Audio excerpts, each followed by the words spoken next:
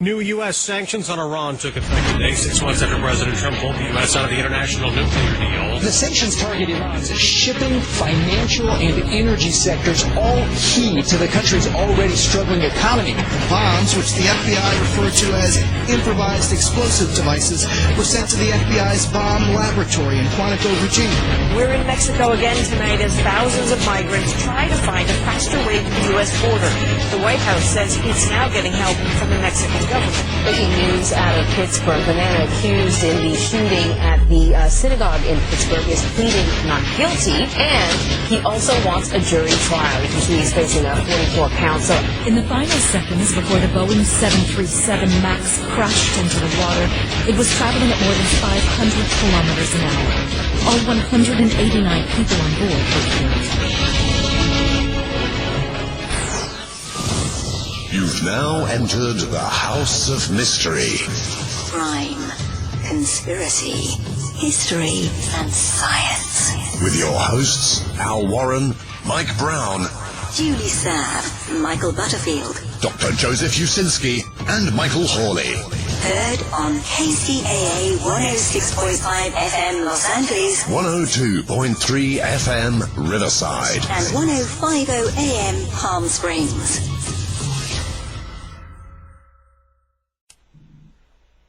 Welcome back into the House of Mystery, and I'm your host today, Al Warren. Joining me from the heat of Arizona, we got Michael Butterfield. How are you doing, Michael? I'm doing well, Al. How are you? I'm fine. So you got your vaccinations? Yes, I am partially vaccinated, 2 shots, and just waiting for another week and a half for it to fully settle in. So Hopefully it'll work. Wild. Yeah, Very that's grateful. Great. Yeah. Very grateful that I was able to get that. So you can go to Florida and party with the rest of them. Yeah, because that was my plan all along. Yeah. Okay. Well, anyway, now today we've got quite the story. We've got we're dealing with a nonfiction true crime story. We're dealing with a book called Facing the Yorkshire Ripper, and we've got the author of that with us from the UK, Mo Lea. Thank you for being here. You're welcome. Happy to be here. Yeah. How's it going over there in the UK? You guys are in lockdown again? Yes. Seems never ending at the moment, but I've had my vaccination too. And people are gathering on Monday. We're allowed to meet in the garden. And then there's the barbecue time, and everyone's trying to behave and not go too far. But we're doing okay. But it's very difficult in Europe, as it is over with you. Yeah. Strange times. Very strange. Isn't it strange to say the words "we're allowed to meet in the garden"? I know. Who'd have thought it? Hurrah! Yeah. Getting excited about that. Yeah. The little things matter. Yeah, they do. They sure do. Yeah. It's strange. I think one of the strangest things the pandemic has done for me is I realize how strangely people act and react to things that go on like this. And that really ties in with your book and kind of your experience too. It's just amazing the different types of reactions that people have to bad events, bad tragedy and stuff like that. And we see that every day all over the world. We see people reacting So how did you get to write a book? Like, what was it? We know what you went through and stuff, and we'll talk about that. But what about this that made you decide? Well, I'm going to write a book. I'm going to tell my story. Okay. Yeah, because that's a big question. Well, it is, but I think it puts you out in the public, right? It makes people aware of who you are by doing that. So, what's your primary reason?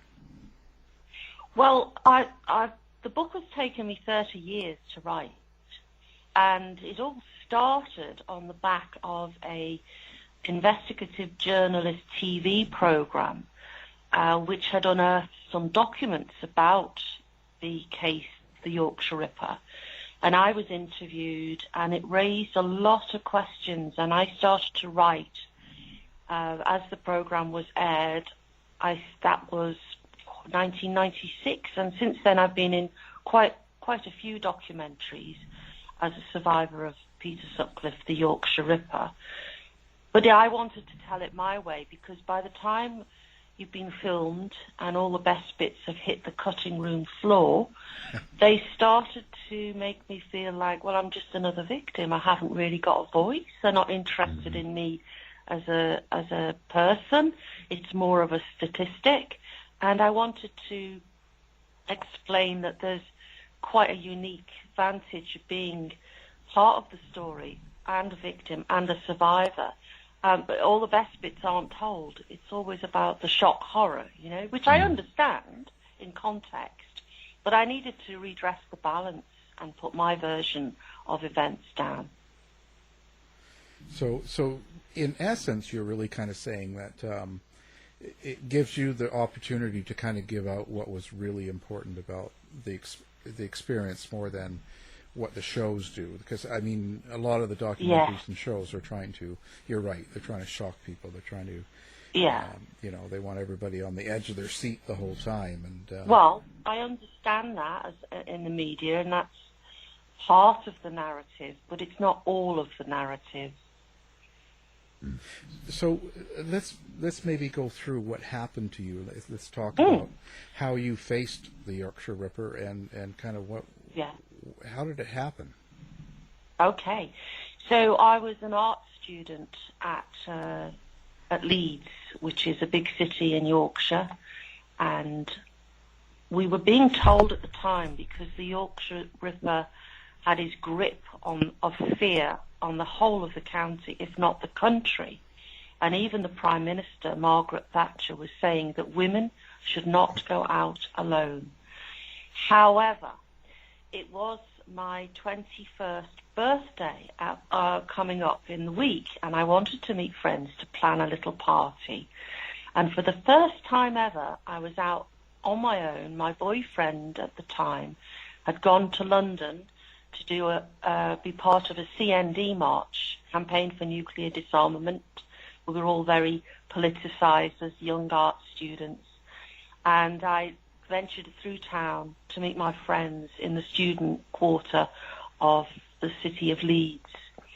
And we planned, and we didn't have much money. We had a couple of beers, and then we decided to leave about 9:45 in the evening. It was a Saturday night. There were still people about, and we walked from the pub up to the park. It was dark, it was gloomy and cold, and my friend said, "Sure you don't want us to walk you into town," where I was going to get my bus to the other half of the city. No, I'll be fine, I'll be absolutely fine, don't worry. I didn't want my life to be managed by fear. I was only 20 at the time. And so they let me go, and I walked through Leeds University campus, which was very well lit. Not many people about because of this curfew that had been imposed. And I thought, I'll take a shortcut. I'll go down this side street so I can get to my bus stop quicker, so I can get a faster bus home. And as I turned round the side of the university campus, there was a light out, a street light out, and it was a little dark, but it wasn't an alley. It was just it was a two-sided street. And as I walked, I heard this voice as I was halfway down this lane. "Hey, you, hi, how are you doing?" Really friendly young man appeared. I stopped in my tracks and turned about to face him. And he was really chatty and very charming. And I thought, I must know him. He's ever so friendly. He's probably a friend from my student area or in the university. And then as I got closer, I saw his face, and I didn't recognize him. So I decided to go, yeah, okay, fine, bye, see ya, and increased my haste to get to the main road that was ahead of me, about 50 yards, 60 yards. And as I did, I heard these footsteps behind me, and they got quicker and quicker, and I realized I was in danger. And my knees went to jelly. I had this terrible fear. And I started to run for my life. And as I ran, he ran. And we were both really, really running as fast as we could. Before I got to the end of the road, I felt this massive whack to the top of my head. And all I could see was the pavement coming up towards my face. And that's how I was attacked. So I don't remember anything from that point except waking up in a hospital bed. Jeez. Yeah. And of course, now, so the Yorkshire Ripper, how many victims had he had already by that time? Was this something well known? Well, I think it must have been edging up towards 12, 11, 13 victims in total that had been reported and acknowledged by the West Yorkshire Police. So you weren't in fear of the Yorkshire. You didn't think it's not going to happen to me, right? That's exactly, yeah. You know, you're a young person. You think you're untouchable, don't you?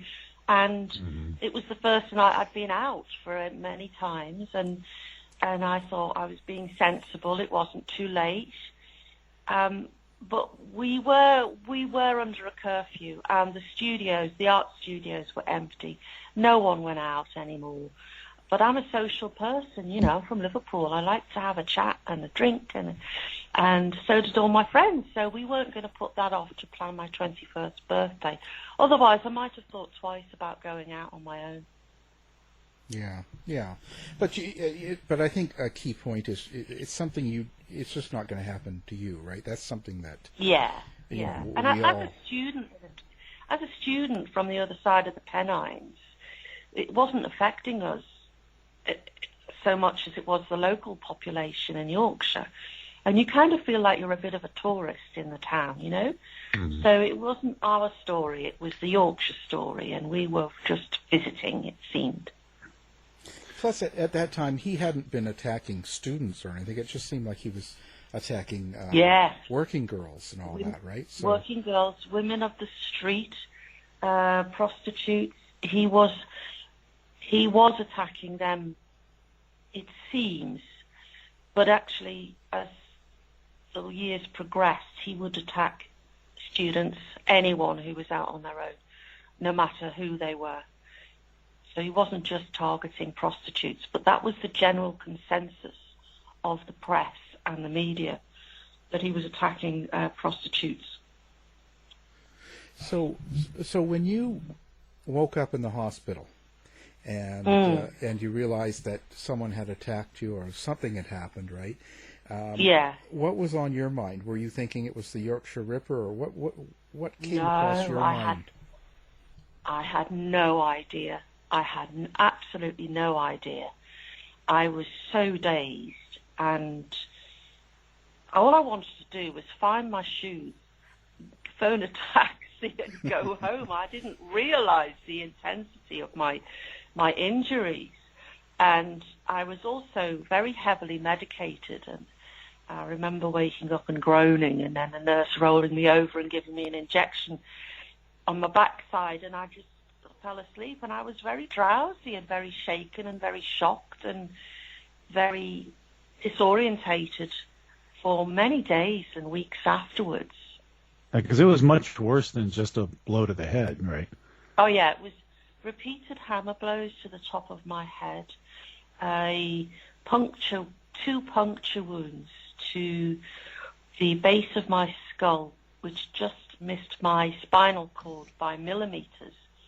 And that was with a sharpened screwdriver, right? Yeah, sharpened screwdriver, yeah. And my jaw was completely smashed open, cracked open. And my fractures to my skull, fractures to my cheekbone, cuts to the inside of my mouth, where my jaw had bitten my tongue, you know, and bruised knees and hands from where I had fallen so heavily. Yeah, I was really lucky to be alive. Yeah, and can you talk about that a little bit, about Lorna Smith and how the role she played? Yeah. So Lorna Smith was at that very moment walking at the T-junction of the main road, and she heard me scream, apparently. I let out a yelp. I don't remember.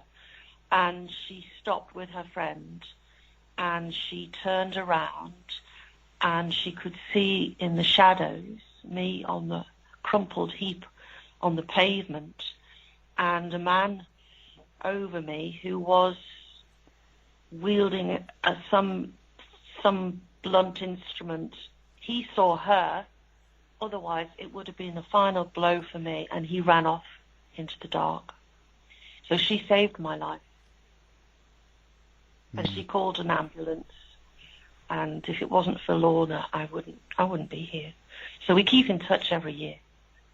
Very special woman. Wow. And you were attacked in October 1980, and I read that you were staying with your parents and trying to recover when you saw the man who attacked you on TV when Peter Sutcliffe was finally arrested. Yeah. What was that like to see that face on TV and in the context that he had been caught? Yeah. Well, I was on my own. I was watching the BBC News, and then it was a huge story. And then I saw his face on the TV screen, and I recognized him. And I fell to my knees. I was absolutely shocked to the core. But at the same time, Alan, I was terrified. I was going to be labelled as a woman of the night, as a prostitute. Mm-hmm. And I didn't want to be part of that horror story. It was too big. It was monstrous. The whole thing was incomprehendibly terrifying.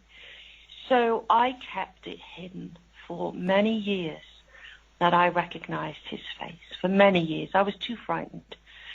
All I wanted to do was to get back to art school and complete my final year of my fine art degree. That was at the forefront of my mind. Because if I was going to sit back and be subsumed by the pain and anguish and fear, then I don't know what would have happened to me. And Sutcliffe was convicted of killing 13 women, and I think he attacked at least 9 other people. Yeah. When you heard that he had killed so many women, did that have any effect on how you viewed what happened to you? I mean, would it even be possible to feel lucky after what he did to you? Well, it was terrifying to see all the names rolled out, so many people. And I surely did feel extraordinarily lucky to be alive. And that's what powered me on, because I'd escaped, such a terrible attack. As bad as it was, I was alive, and I could walk, and I could talk, and I could paint, and I could draw, and I could communicate, and I just felt blessed to be alive. And, of course, Peter Sutcliffe never admitted that he attacked you. Why do you think he denied that when he already confessed to more than a dozen murders, I think, less than 2 days after his arrest? What was his reason for that? Well, gosh, that is a big question. I think he'd probably done so many, he'd lost track of his records. Also, I think he was withholding the attack on me and another victim, Tracy Brown. There's a bit of a power thing over the years. I think he thought he held his cards close to his chest, knowing that the police knew, and I knew, and everyone knew that it was him, but he refused to confess. And that has been an absolute thorn in my side all of my life, because he was never convicted. Mm-hmm. And that's one of the reasons why I wrote the book as well, because I needed to explain how that feels. So after it happened initially and you were in the hospital, did the police suspect that it was Sutcliffe, the Yorkshire Ripper, or did they not? That's another very good question. What was happening at the time of my attack is that the police were being held to account, and there were people saying, how come after 5 years this murderer is on the loose, and you've got a massive squad of detectives and policemen and women, and they were just terrified to have another victim on their hands that had So they decided to brush my attack under the carpet because it was better for them to keep it quashed and the story of my attack to be hidden because they'd be ridiculed less. So that was their strategy. It seems crazy, but they were so worried about being, judged by the public who were thinking that they were incompetent, and the whole nation was beginning to wonder why, all this manpower wasn't finding this particular Peter Sutcliffe. But in fact, behind the scenes, there was another level of detectives who knew it was Peter Sutcliffe, but the upper echelons in the Ripper squad, the higher level thinkers, so to speak, which begs to question, were sidetracked by a hoax tape that addressed the Ripper squad, and he said that he would attack soon. He had a Geordie accent and was sending tapes and handwriting, and the West Yorkshire police put all their eggs in one basket and decided that this Geordie hoaxer was the killer, and no one else could deviate from that, which seems alarming. Even Miss Marple wouldn't have written that. It was absolutely insane, and common sense did not prevail at that point. Wow. Well, Peter Sutcliffe was not unique, obviously. I mean, there's a lot of other serial killers, Ted Bundy and the Green River Killer, and the prominent theory is that they hated women, and that may seem like a simplistic explanation, but what do you think about Sutcliffe's motivations, and how do you think the hatred of women in society contributes to violence against women? Well, first of all, no one is born evil, It's a society that can make people distort their thinking. And at that time, in the 70s, women were strangely considered second class, and they weren't important. It was a very male-dominated society. It was a very sexist society, and you could even say it was a misogynistic society. And that contributed, our culture contributed to the making of Peter Sutcliffe, because women were page 3 girls, they were called the birds, you weren't supposed to have a career, you were supposed to be a housewife, have babies, look after your man, and all of that seemed to be the overarching identity of young women at the time, despite the Second World War, where we'd had women pilots, women engineers, Rosie the Riveter, we had the female land army. It seems as though that had never happened, and it reverted back to keeping women in their place. That was the main cultural divide between men and women, and that men were much more superior. And you said something that, I'm sorry, I was just going to say, you said something that really struck me when you said that back then women were told not even to go out. And about 2 weeks ago, a young woman named Sarah Everard was abducted and killed in South London, and a police officer was arrested. And there's been protests and worldwide discussions about women's safety in public. And does it sometimes feel like nothing has changed over the last 40 years? Well, that's a really good point. That's a very, very good point. And I've been interviewed on the radio and the local and the national media about my feelings on that, and it is like we haven't progressed for 40 years. It was 40 years ago that I was attacked, and 40 years ago that Sutcliffe was arrested, and here we are having women holding vigils, wanting to reclaim the streets, and that was happening 40 years ago. What's happened to society? It's raised a lot of questions about women's rights and women being able to walk home alone at night. While we're all very sensible, men and women, about where we walk in the dark, we don't go to places where we think it's dangerous. But it's raised a lot of questions, and particularly being a policeman who assaulted this and killed this poor young woman. It's began a campaign of reclaim the streets. Yeah, and we're always telling women to take precautions to protect themselves instead of addressing how men behave. So. Yeah. And I think that's valid. I think that's perfectly valid. But then that's just human nature. You would ordinarily protect yourself. That, whatever. You wouldn't put yourself in a position of danger. Perhaps that's more at the forefront of the female mind. I don't know. I'd hate to kind of stereotype, but it's part of our society. We as women have to be careful.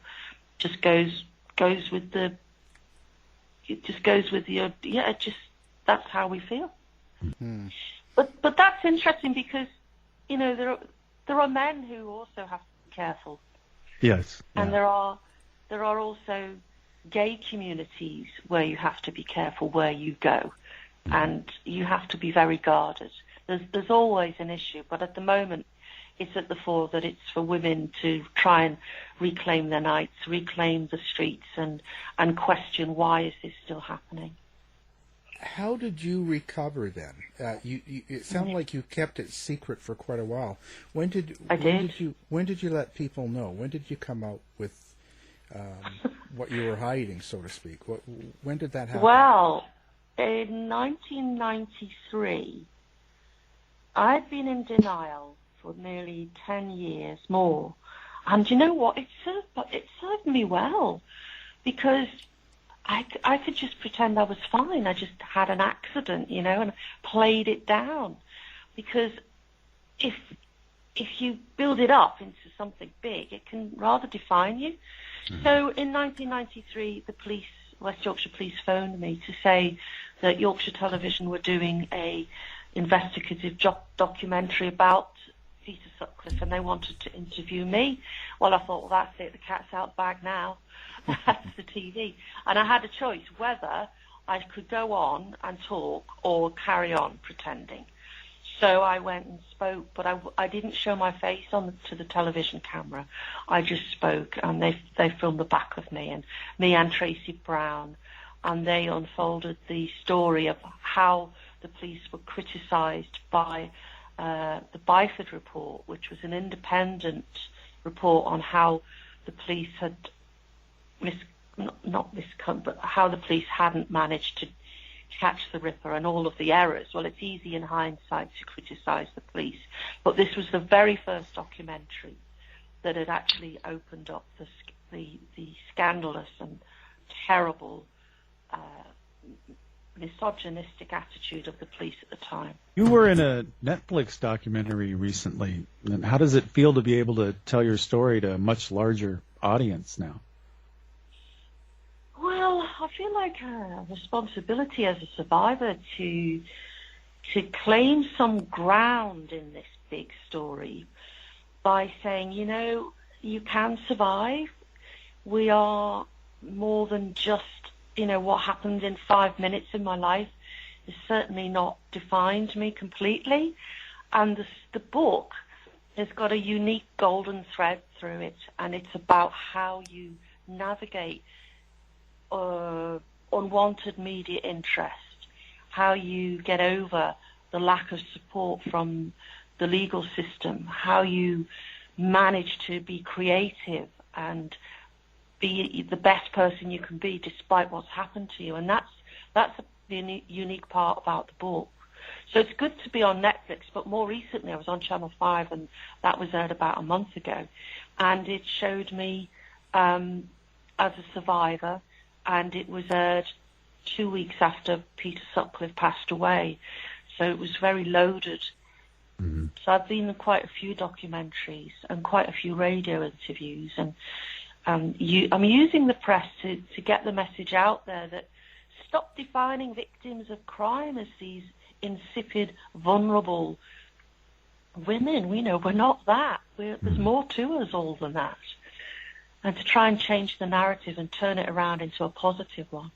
Well, and that's interesting that you just said that, because you've talked a lot about how expressing yourself through art has been a positive force in your life. And could you tell us a little bit about that, and then also about your how you dealt with your drawing of Peter Sutcliffe, which I found a really interesting way of addressing that was great. So I returned back to art school after the attack, still with my jaw wired up, and went into the etching studios, and I was looking at a lot of political and satirical art. And I thought, right, I need to make a comment on this. So I started to express how I was feeling in these very dark, macabre drawings, which were really not the kind of pictures that I was doing before, which is all colourful and pretty, and they were very macabre and very sinister drawings of revenge and how I felt about being attacked, and about how people were baying to hang the Yorkshire Ripper once he'd been found. And that was my final degree. And then I just carried on drawing and exhibiting every few years, ever since I left art school. I was fortunate enough to go and live in California, and I did a whole series of works. But ultimately, the last piece of work, one of the last pieces of work I did, was I went through a very unusual but very powerful therapy called schema conditioning therapy.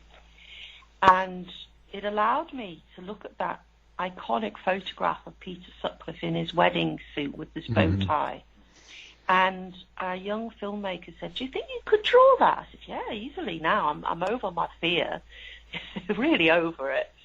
So I objectified the photograph and stuck it to the drawing board and drew it as honestly as I possibly can, because I'm quite good at drawing true to life. I trained as an archaeological illustrator as well. Oh, wow. And my partner came in and they looked at, "What the heck are you doing? You're drawing the man that tried to kill you?" I'm like, yeah, I'm just trying to get the eyes right. I can do the hair, but I'm not sure about the mouth. What do you think? Is it a likeness?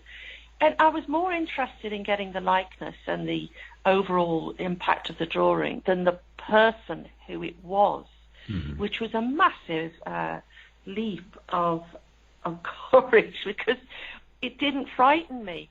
So this particular drawing was filmed, and I was in the studio and I ripped up the drawing of the Ripper into little fragments of paper that fell to the floor, and I walked across his face, but which was all torn apart and out of the frame of the camera. And it was the most empowering thing I'd done. I turned the tables. I turned Sutcliffe into an object, and I was the survivor. It was the most amazing feeling, and that's written in the last part of the book about how I've survived. Yeah, I'm very proud of that. It was an amazing drawing, amazing likeness. Yeah. Well, like I say, if you're an archaeological illustrator for a while, you learn you can't really represent things. You've got to be true to the object, because other researchers will look at the brooch or the half coin and check that it's as and photography can do so much, but the drawings were for researchers, really. So you had to be very honest with what you were trying to represent, and that's what I did. I used that talent to draw Peter Sutcliffe's face. Yeah, and you feel, thinking about it, it's quite extraordinary. Yeah. And you feel like that was a turning point for you. So I want to ask you, as you mentioned, last year, Peter Sutcliffe was infected with the coronavirus in prison and died shortly after that, which some people thought was a very small piece of justice.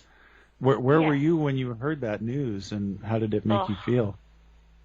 Well, I knew what people were saying. Good riddance, thank God he's gone, and all the rest of it, and may he rot in hell, and all of this rhetoric was coming out. But inside, I was furious, because he'd taken his secret and the possibility of any confession about his attack on me to his grave. So it wasn't a joyous occasion. It wasn't sad. It made me pretty angry. But the thing is with me is that if I'm angry, I tend to be creative. It's quite a good driving force. So I've been very productive since, and still am, and enjoy my artwork immensely. In fact, treasure it even more now. He didn't take that part of me away. He didn't kill me as an artist. He didn't kill me, but it certainly didn't take my my love of art away. No way. Wow. What do you think his intention was? What, when he attacked me? Yeah. Do you think that? What do you think he was about? What's your opinion of him?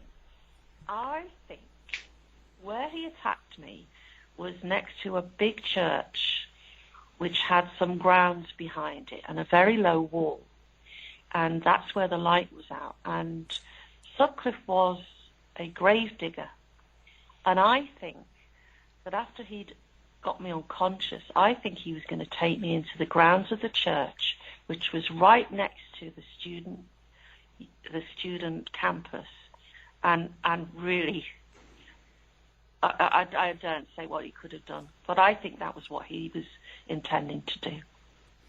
So what do you want people to get out of your book? What do you hope people take away when they read Facing the Yorkshire Ripper? Yeah, I think what I'd really like them to get out of it is the fact that, you can triumph over these evil things.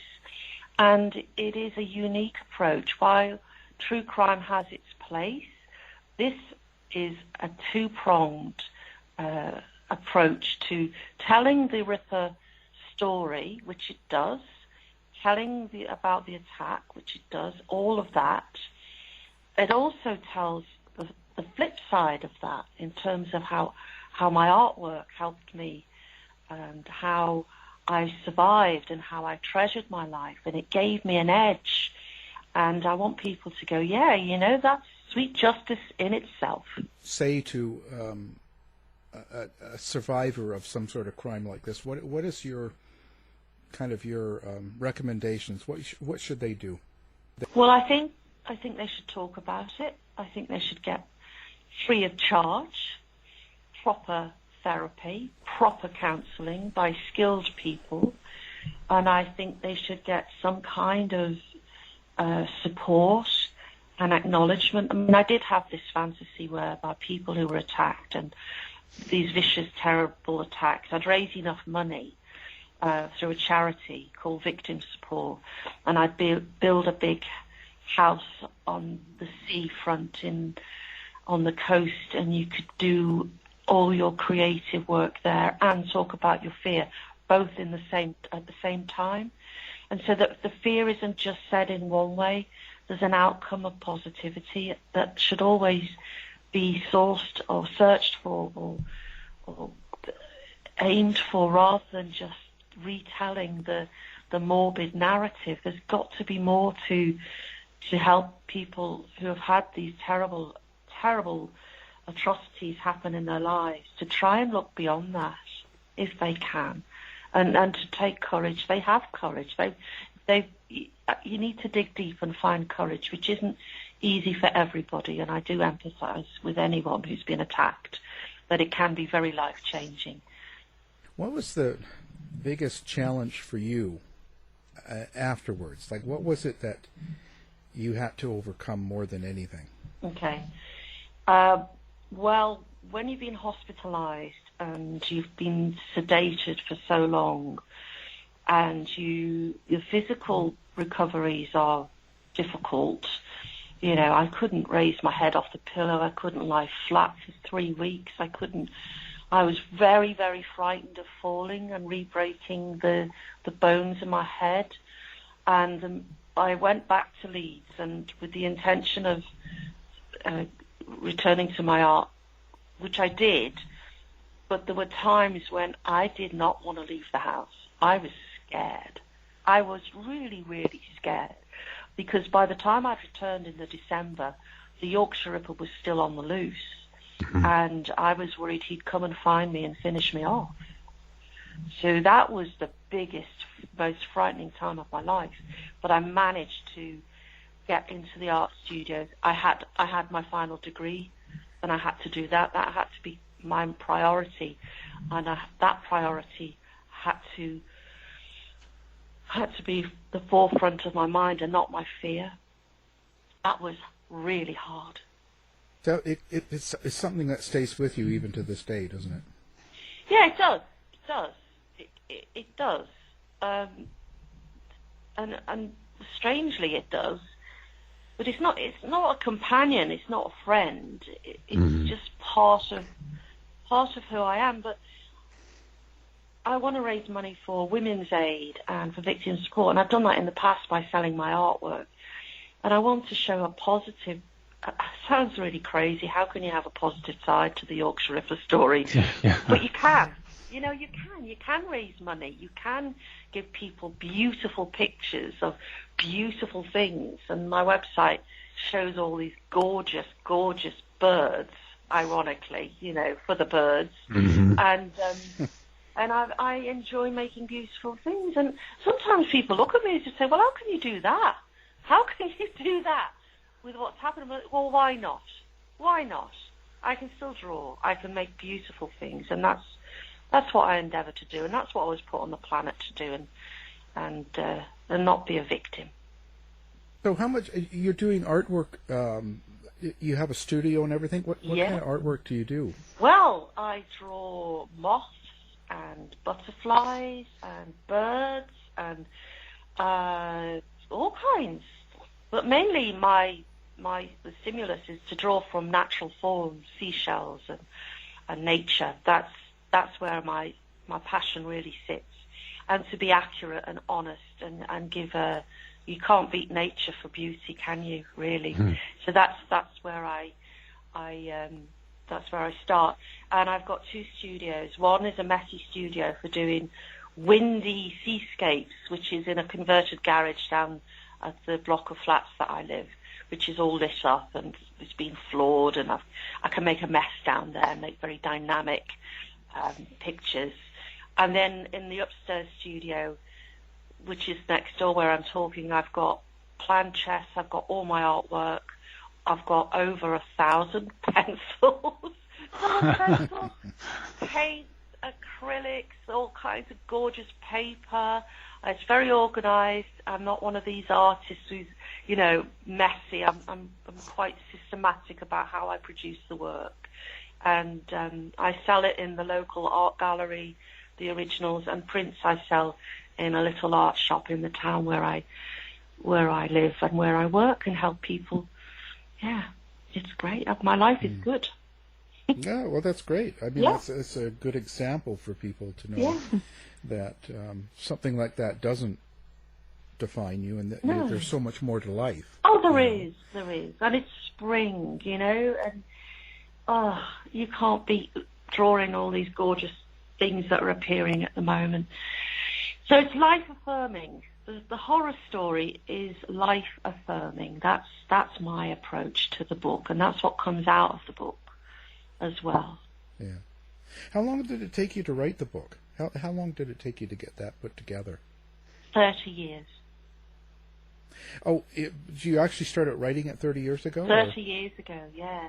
So I started writing with the first documentary in 1990, which was aired in 1994, because I noticed that what I said on camera wasn't necessarily what was edited. It was all edited out, you know, because they had to kind of stick to their side of the story. And I thought, well, hang on a minute.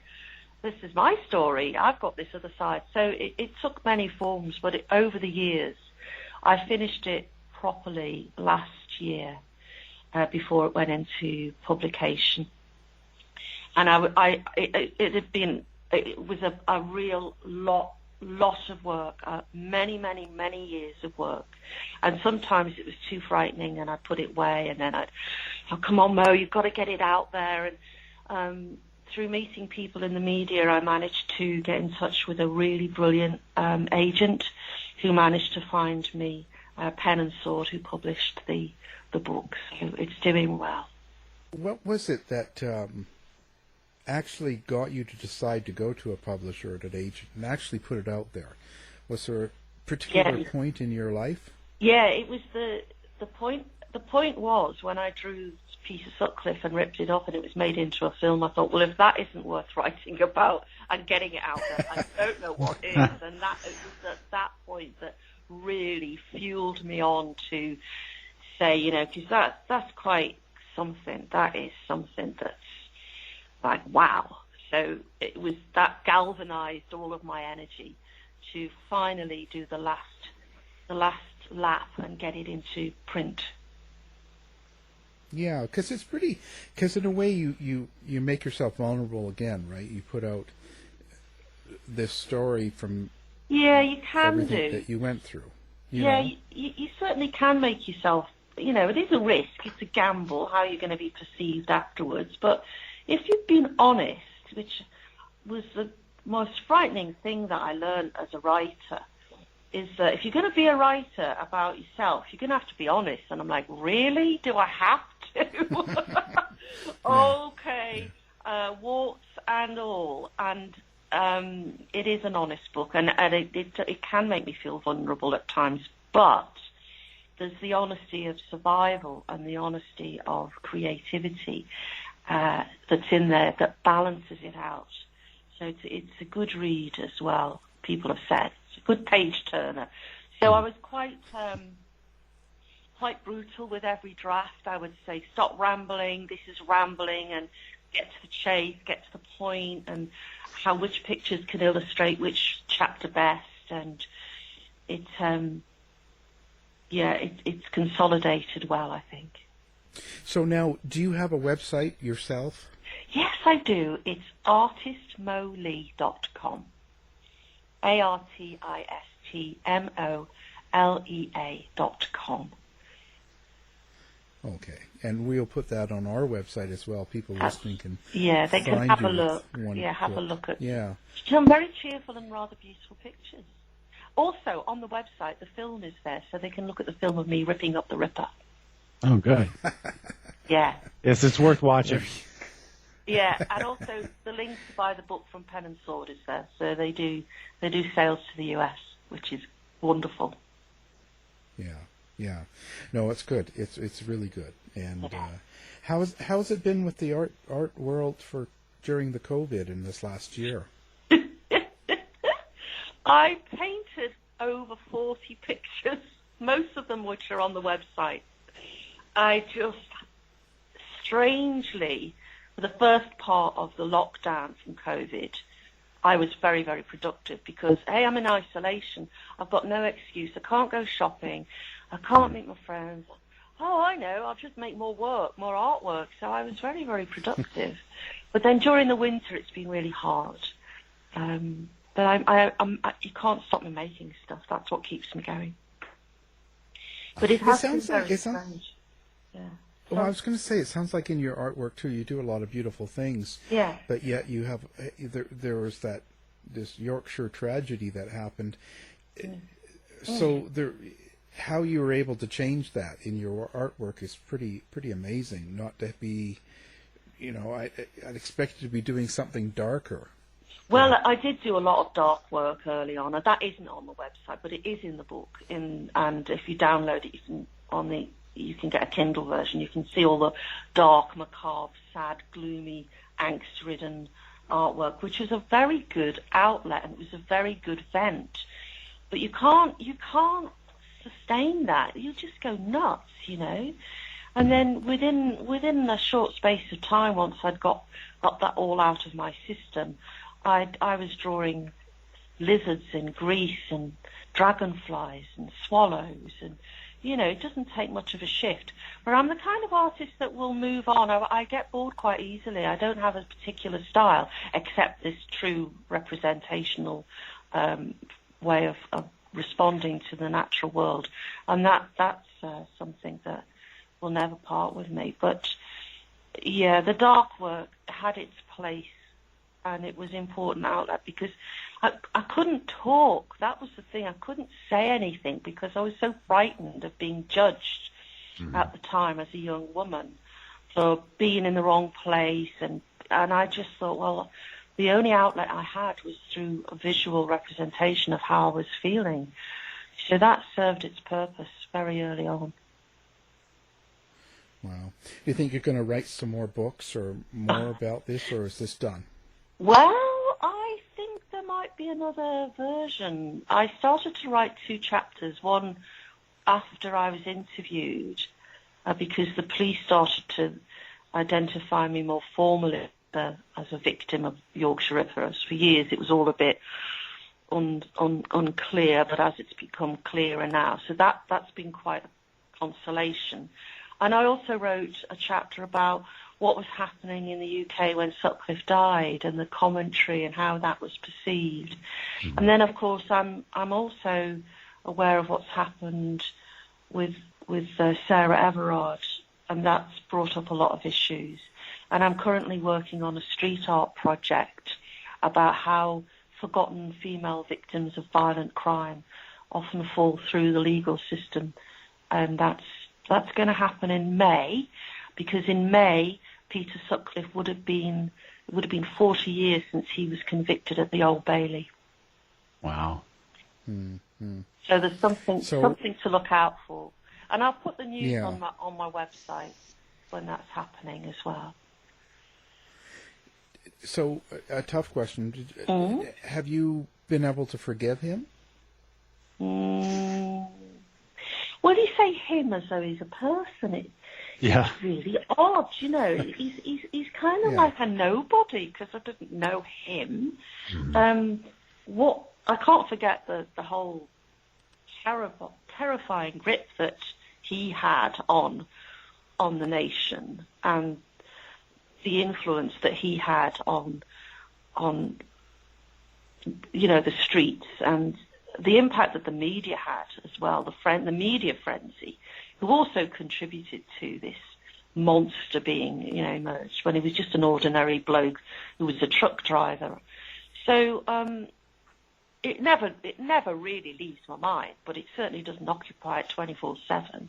And if it does come up, I'm really feel very, very honoured and proud to be able to talk to you on your radio show. Then I'll talk about what it's like. So it starts to demystify these victims, and that we can everybody has a story, everybody has a tragedy, but they're not often given a chance to voice how they've recovered. And I feel very, very pleased to be able to do that. Wow, we're glad you did, and thank you very much. Yeah, thank you very much for coming on. Thank you. The book we're talking about is Facing the Yorkshire Ripper, The Art of Survival, and our guest is the author, Mo Lea. To find out more about our show, guests, or to listen to past shows from our archive, please go to www.houseofmysteryradio.com. Show's over for now. Was it as good for you as it was for me? Well, good night. This has been a production of Something Weird Media. I'll be back.